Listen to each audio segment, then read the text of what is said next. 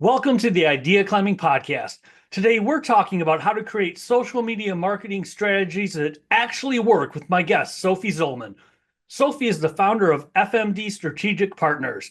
They take the guesswork out of marketing to get real results for 7 and 8 figure service providers. We dive into topics such as how to create a foundation to end up in a successful place to launch your social media marketing strategy, how to pick an ideal client avatar and not try to be everything to everyone, how to stay consistent with your marketing efforts and not burn out, and other golden nuggets of advice. You're going to love this show.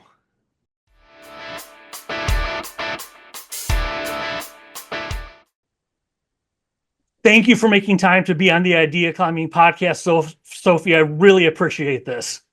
Thanks for having me. I'm really excited to be here and to share some great stuff with your audience. And we're going to talk about how to create marketing strategies that, God forbid, work. Before we get into that, though, how did you get involved with marketing? Why are you so passionate about it? What's your story there? So I was a stay-at-home mom 20 years ago who got into the online business world to make money because that was the only way I could make money and not pay daycare all of my money. And I bebopped around in different virtual positions as customer service, business management, et cetera. Even did a little, other work here and there. And then in 2009, after a short break, I came back and I launched myself as a virtual assistant online. And one of the first things I did to get in front of people was to get on social media. I got on Twitter and Facebook and I lived on it. I mean, I was there all the time. My husband thought he was, he didn't know where his wife was because she was always on the computer. And 6 months later, I had met other virtual assistants and other business owners who were either hiring me because they, liked that I had shown up. I was connecting, networking, and showing my expertise, or they were referring me to people to hire just because of the relationship I built with them on social media. So when that happened, my business was born. I became an LLC and basically used digital marketing, especially social media back then, to grow my business. And in the process, I fell in love with it because I love being on social media. I know people think I'm nuts, but I love being on social media. I love doing the things that you do in online marketing, the reels, the videos. And trust me, I didn't like reels and videos initially, but I do now. I figured it out. But it has been the bread and butter of my business. I love it so much. And I have built an amazing team of people who are in the same boat that we decided to create something that serves others as well and gives them the marketing they need to grow their business like I have mine. Before we get into what to do right, I'd love to cover what we were talking. One of the things we spoke about off camera. Where do people go wrong with social media marketing?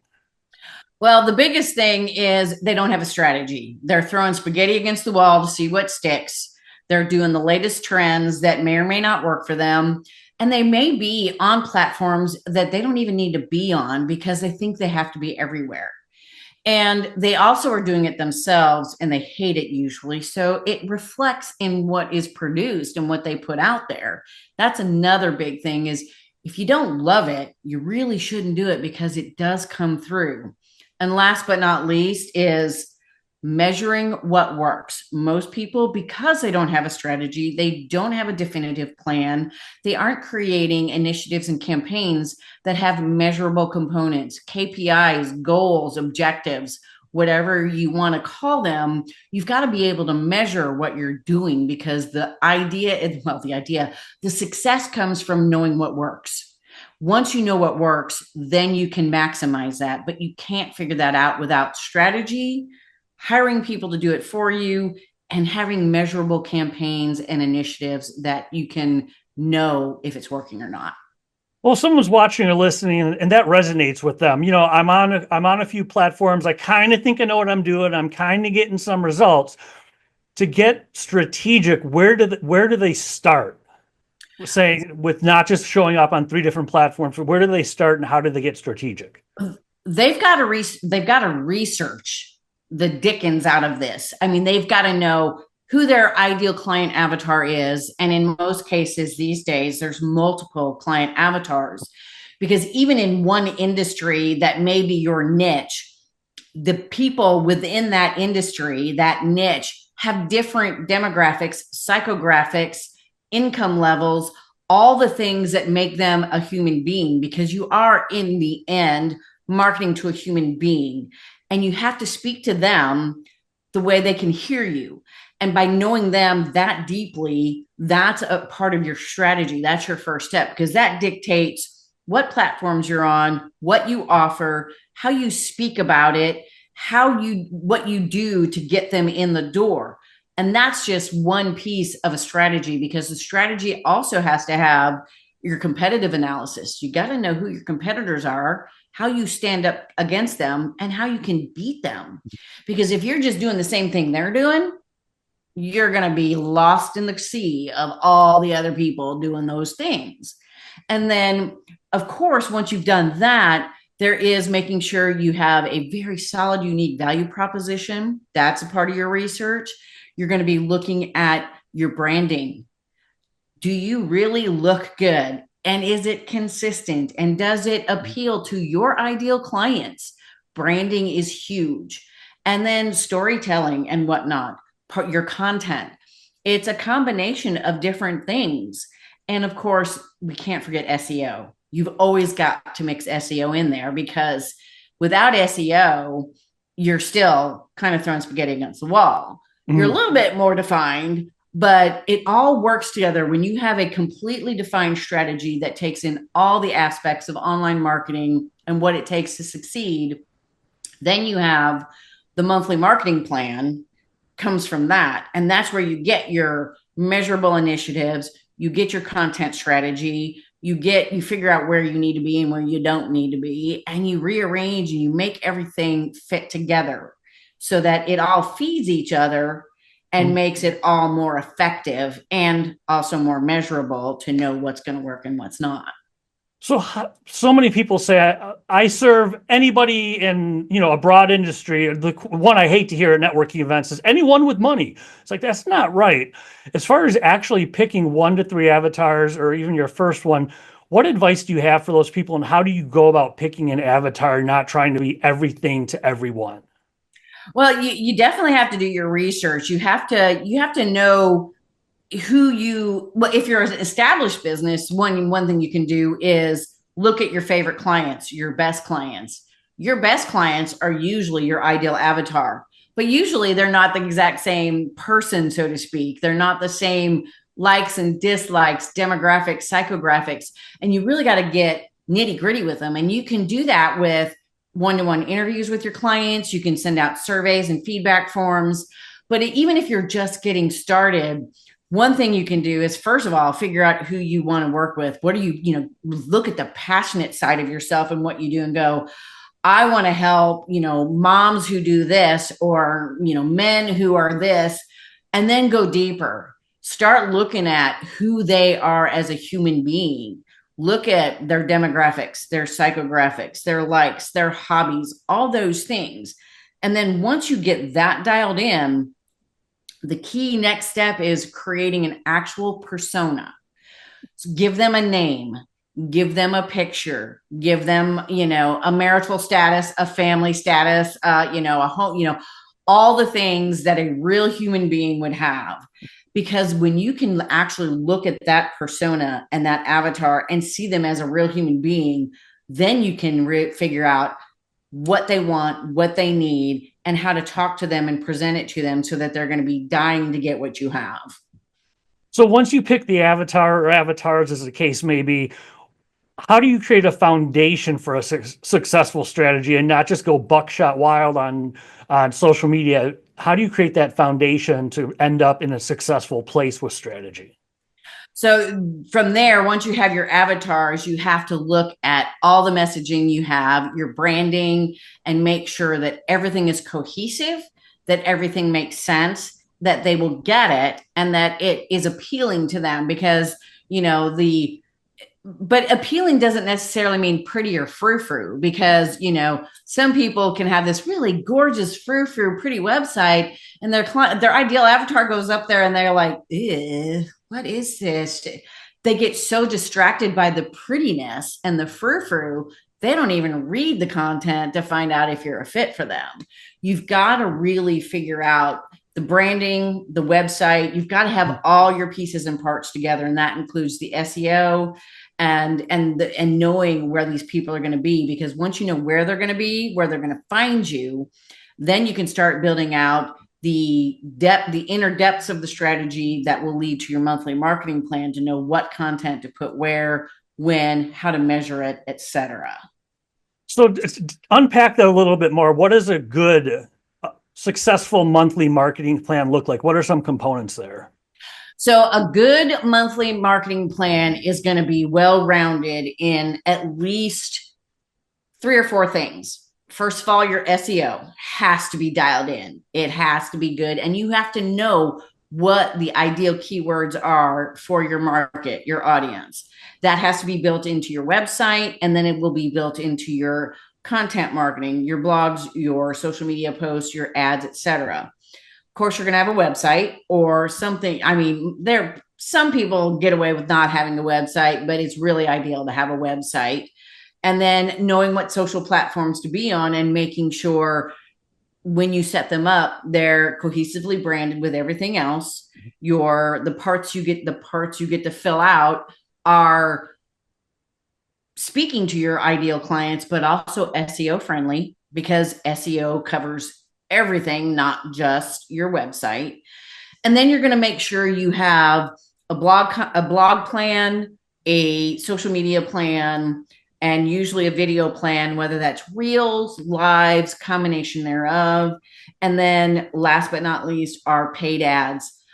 To date, I haven't seen a strategy that works without some paid ads. And I'm not talking about spending the big bucks either, because, contrary to popular opinion, ads don't have to be expensive to work.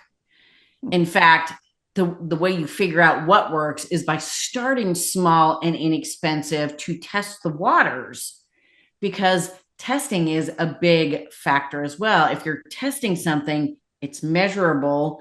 If it works, then you can expand upon it and make it better, and you can maximize it. And you don't want to spend a fortune testing stuff, because that is a waste of money. If you test 3 things and nothing works till the 3rd thing, and you've spent $10,000 on each of those things, oh my God, that's 30 grand to figure out what works. That is so not necessary. It doesn't take near that kind of money to use ads to figure out what works, and to use ads to drive traffic, to get opt-ins, to generate leads, and to generate sales. But it all works together when you're doing all those things together. Once you get it up and running, how do you keep it running efficiently? I mean, with everything you said, it seems like that could be kind of a beast to control. How do you keep it going and not just have the excitement of the initial climb, and I know my avatars and I know my places, but over time, how do you get consistent with your marketing and not burn out? You hire a team. You have to build a team. You have to delegate. Delegation of your marketing is one of the keys to being successful at it. Because with an extensive deep dive marketing strategy, and then a very comprehensive marketing plan that includes all those things, one person cannot do it. So you can't even delegate to one person to do all that for you, because you need experts in the different areas of that strategy to make sure you're getting the best results possible. So you need an SEO expert. You need a director of marketing or a marketing coordinator, or whatever you want to call your lead person. You need a copywriter. You need graphic designer. You need social media VAs. You need an entire team of people to do it all for you, because it stays consistent. It also is tracked and measured by them. So they're constantly making sure it's doing what it's supposed to do, and they're making it better. They're also bringing new ideas to you to say, hey, have you thought about doing this? I think if you did this in your social media, at least for 30 days, we might be able to uptick your traffic or your leads. Because the whole point of having a strategy, a plan, and a team is that the experts who love doing it are doing it from that place. And they also know you and your business like a well-oiled machine, because they have done the work to do the strategy, to implement it, and to manage it, to make sure that it's always doing what you need it to do. So if someone's listening or watching right now and they're thinking that, that's great. I can't afford everything you just said that at once. What would you tell them to delegate first? If they make a little bit of extra profit and they say, I can do one or two of those things, what would you suggest them they do to get started with delegation?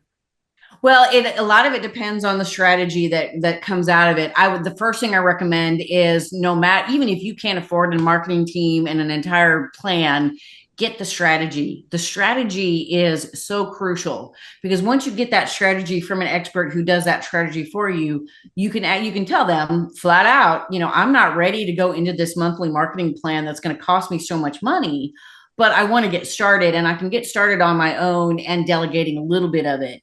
And based on the strategy that is put together and even the monthly marketing plan that can go with it, the top few things can be sectioned out, so to speak. And whoever's doing your strategy for you can say, okay, if you can't do it all, start here. And a lot of times what we say is SEO and brand are first and foremost. Make sure your SEO is dialed in and your brand is top notch and it's good and all those things. And they match your ideal avatar.